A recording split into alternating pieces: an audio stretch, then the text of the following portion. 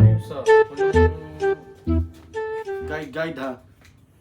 Professional ako eh.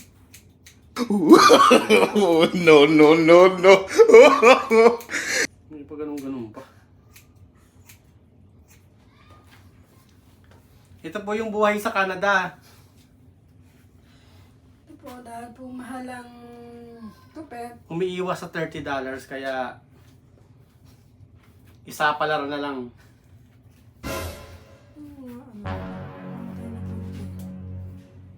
Pantay na pantay daw. Hmm?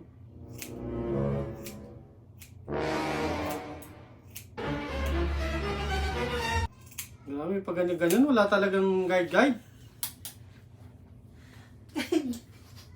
Ulo mo palang ganyan.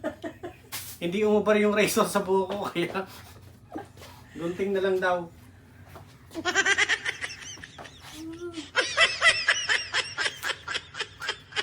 Pantay lang natin, yun lang naman yung importante. Tsaka mabawasan yung kapal ng mukha, ng buhok. Hindi totoo yan. Bola lang yan. Grabe, nagdadalaga.